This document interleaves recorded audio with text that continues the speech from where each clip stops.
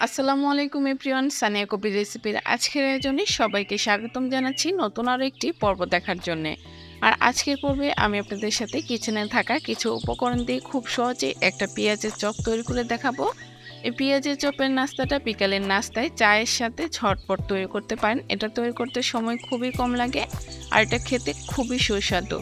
একবার এই চপটা বানিয়ে দেখতে পারেন, পরিবারের সবাই খেয়ে কিন্তু অনেক বেশি পছন্দ করবে। তাহলে চলে যাচ্ছি এই নাস্তা তৈরি করার পুরো রেসিপিতে।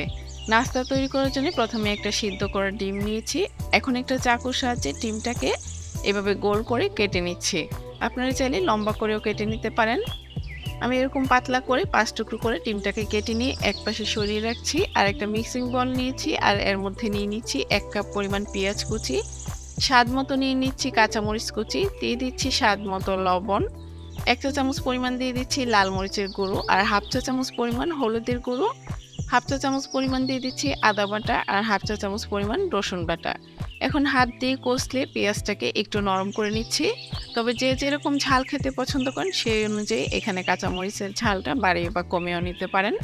এখন আমি দিয়ে দিচ্ছি 1/2 কাপ পরিমাণ চালের গুঁড়ো, দিয়ে দিচ্ছি 3 টেবিল চামচ পরিমাণ বেসন। এখন হাত দিয়ে এই পেঁয়াজের সাথে এই বেসন আর চালের গুঁড়াটাকে মিক্সড করে নিচ্ছি।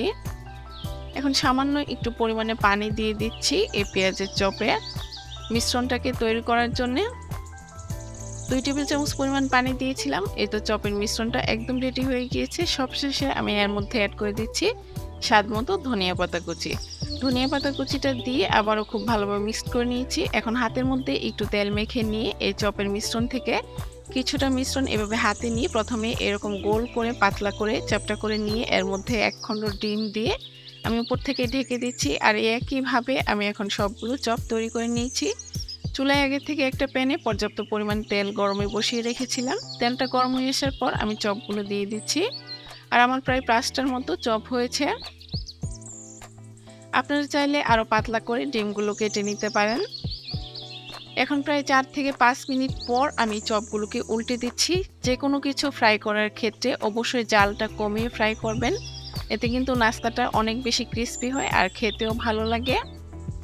এই তো জালটা কমিয়ে দিয়ে এভাবে উল্টে পাল্টে আমি লালচে করে চপগুলোকে ভেজে নেব। প্রায় 10 থেকে 12 মিনিটের মতো সময় ধরে আমি চপগুলোকে ভেজে নিয়েছি। ভাজতে ভাজতে যখন এরকম লালচে একটা সুন্দর কালার চলে আসবে, এই পর্যায়ে আমি তেল ঝরিয়ে চপগুলোকে চুলা থেকে নামিয়ে নেব। এই তো সবগুলো চপ আমি এভাবে তেল ঝরিয়ে চুলা থেকে নামিয়ে নিচ্ছি আর পরিবেশন করে দেখিয়ে দিচ্ছি চপগুলো দেখতে কেমন হয়েছে।